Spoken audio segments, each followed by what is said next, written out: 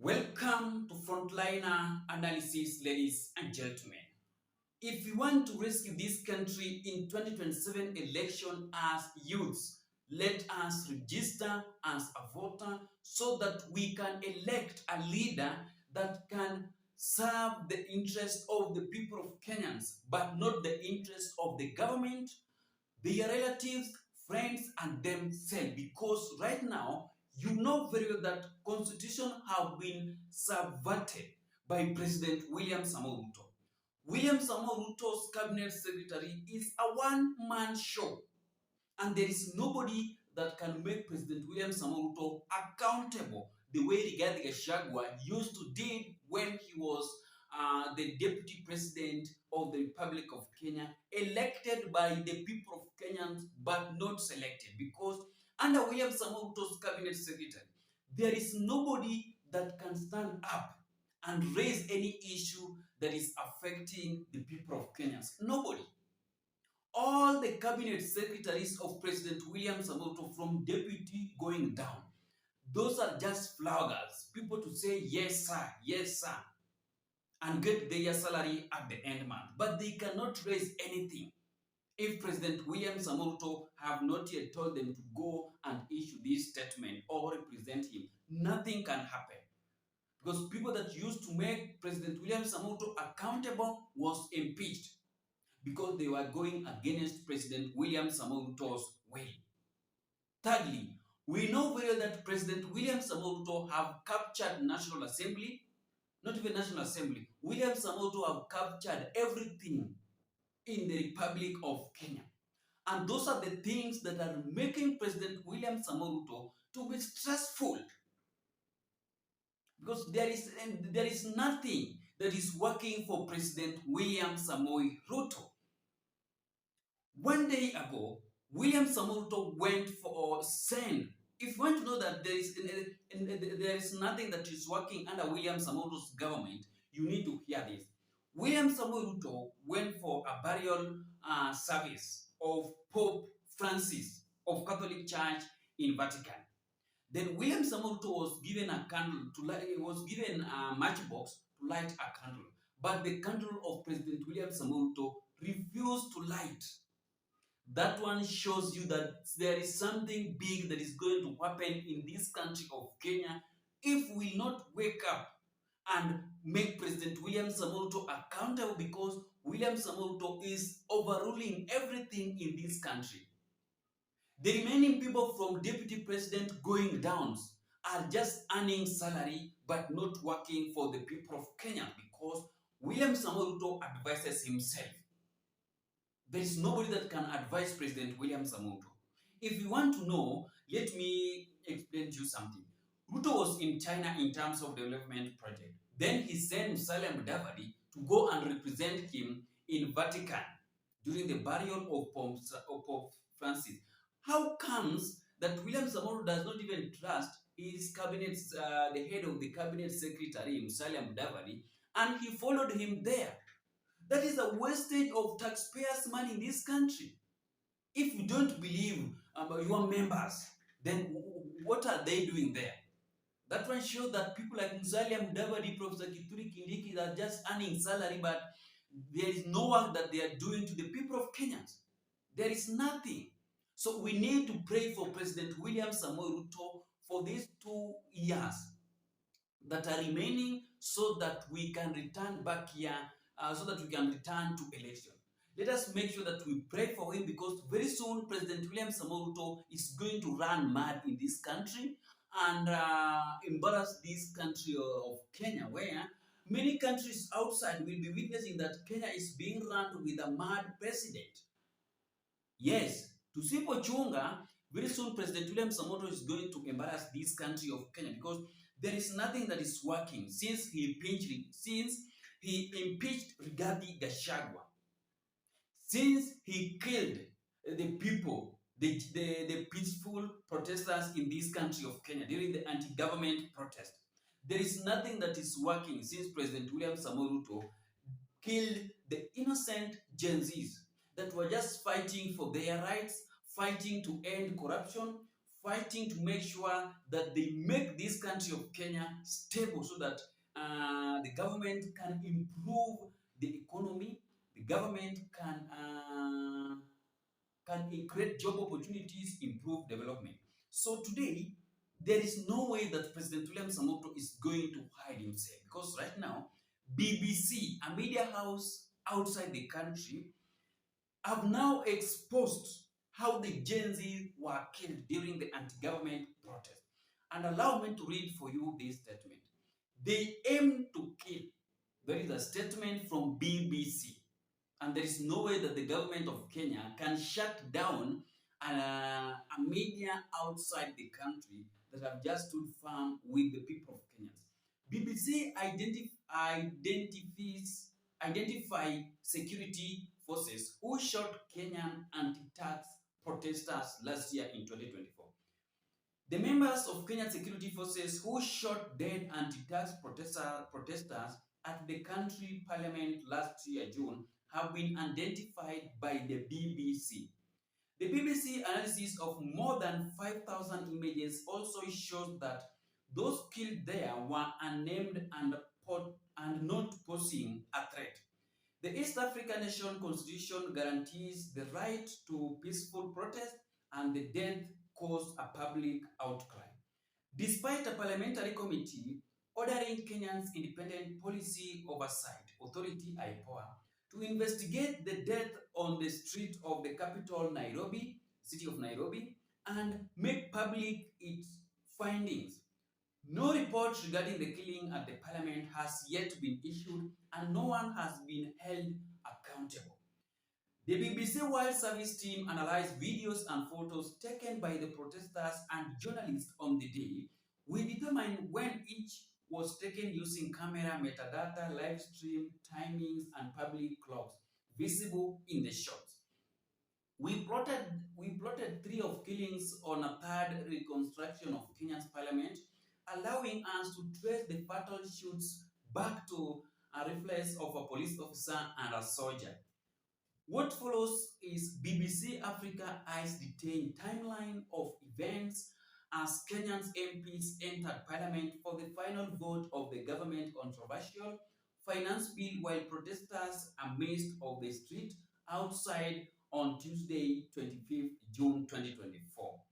Young people labeled Gen Z protesters who had mobilized themselves on the social media began streaming into central Nairobi early in the morning in what will be the capital third large-scale protest since the finance bill was introduced on 9th May.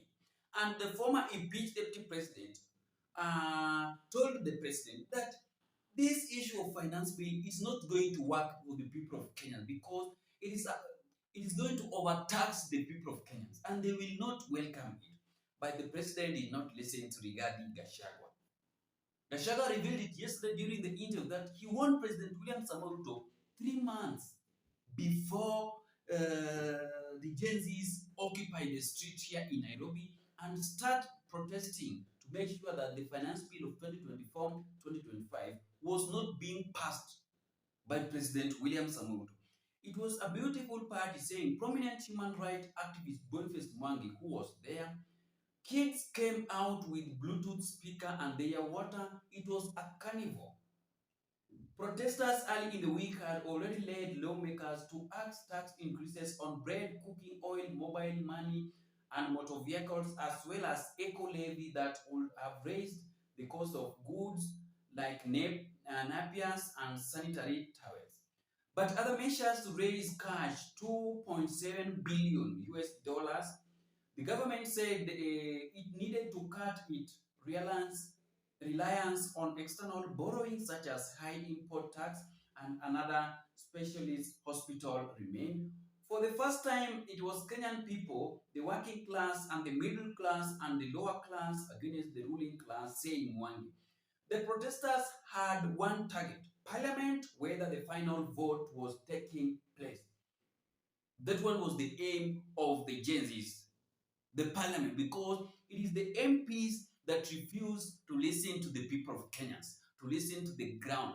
But they went ahead voting or passing the finance bill because they were bribed with President William Samoei that have captured everything here in Kenya. Ruto have captured everything here in Kenya, and that is what is now creating more problems under his government because there is nobody to make President William Samoei accountable against his cabinet secretaries or even his state house advisory. Nobody can question President William Samoei. For me, it was just a normal day. Say 26-year-old student journalist Ademba Alans. People were live streaming on their TikTok and Instagram account while events were broadcasting live on national TV, he adds. At first, protesters were held back at roadblocks by tearing gas and truncheons. Then police started using water cannons and rubber bullets. Everything that happened during the anti-government protest of the Gen Zs here in Kenya was captured. And there is no way that President William Samoei is going to hide his face or prevent the police officers that acted roguely to the peaceful protesters in this country of Kenya. Uh, at first, protesters were held, no, I have read that one. By 13 p.m., more than 10,000 people were on the street. The numbers started getting bigger and people actually started getting arrested, says Alans. The police are everywhere. They are not trying to push people back. People have even climbed on top of those water cannons. Despite the growing chaos outside, MPs remained in the chamber and the voting began. By 14 p.m., protesters had pushed police all the way back to the northeastern corner of the parliament. Inside at 14, the finance bill 2024 was voted in 195 in favor of 106 against the opposition MPs stormed out and word instantly reached the masses outside. This is when everybody is saying, whatever happens, we are going to enter the parliament and show the MPs that we believe in what we are fighting for. At the same time, police officers went back up Parliament Road in force to drive the protesters back. While this was happening, journalists were filming, producing minute by minute footage from many angles. One of those videos captured a plainclothes police officer shooting. What? The Swahili word for killing seconds later. A police officer's nailed gunshot were heard and protesters in the crowd collapsed. Seven in total. David Chege, a 39-old software engineer and Sunday school teacher, and Erickson Mutisia, a 25-year-old butcher, were shot dead. 5 other men were wounded, one of whom was left paralyzed from the waist down.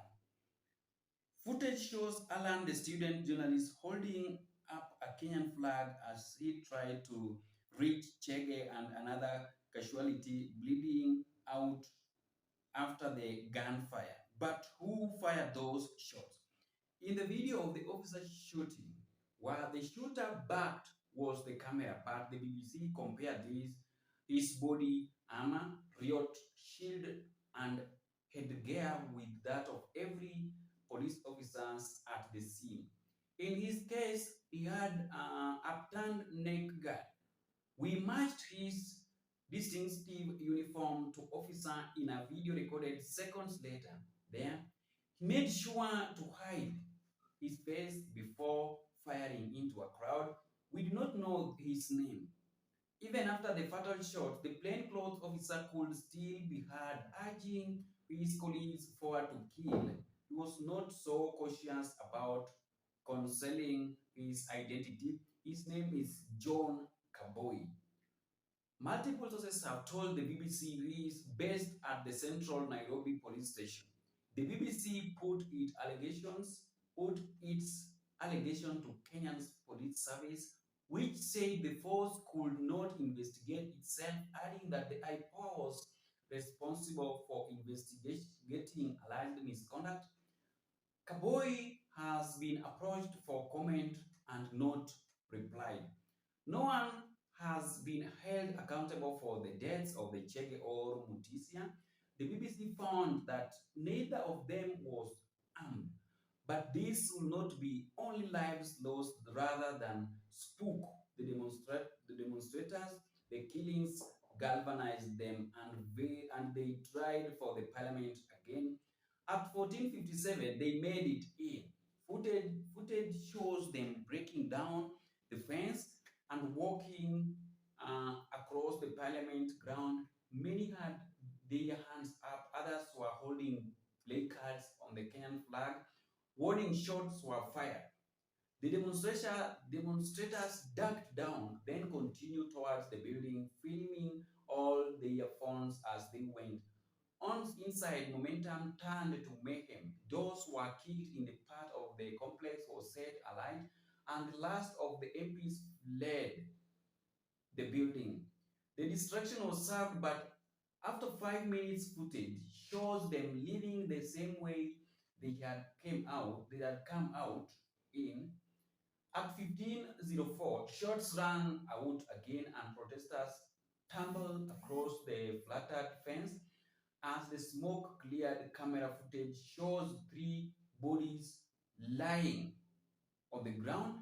2 were wounded and one raised his hand but could not get up. The third 27-year-old finance student, Eric Shieni, was dead, shot in the head from behind as he was leaving the grounds. The BBC again found as the cases of Chege and Mutisia that he had been unnamed. BBC Africa Eye analyzed more than 150 images taken during the minutes before after Sheehan was shot. We are able to identify soldiers who fired at the back of his head from 25 meters, 82 feet away again, and we don't know his name. This video is very clear saying Faith Odhiambo, president of the Law Society of Kenya. The aim was to kill those protesters. They could have had him arrested, but the fact that you shoot his head, it was clearly an intention to kill him. You have became the judge. The jury and the sentence execution for Eric. The Kenya Defense Force KDF told the BBC the IPOA had not forwarded any request to look into any of its personnel involved in the operation at Parliament.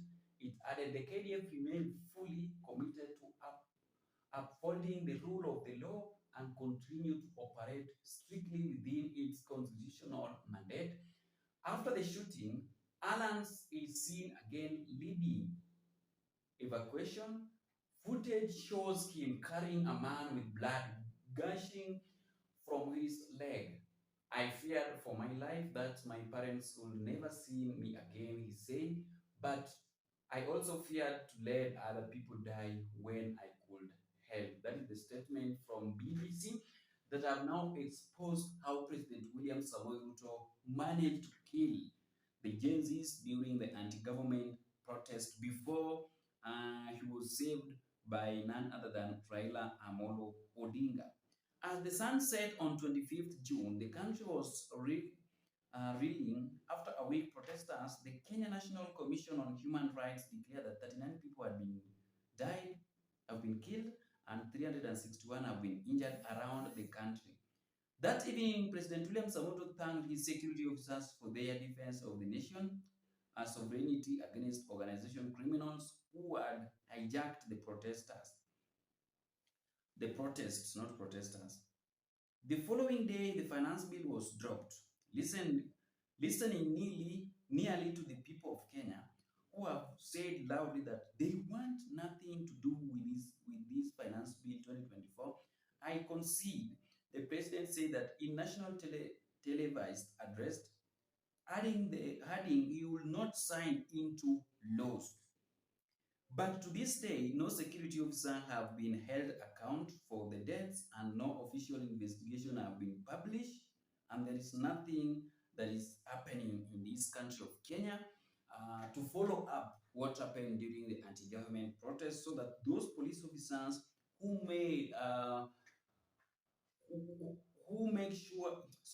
killed the peaceful protesters were supposed to be made accountable, but there is no one that is following up except the BBC that have now exposed President William Samoei Ruto's plan against the anti-government protest which happened last year, 2022, because everything was captured, everything was recorded. So there is no way that President William Samoto is going to hide from this news from BBC. There is no way to hide, and that is the end of our analysis. See you in the next video.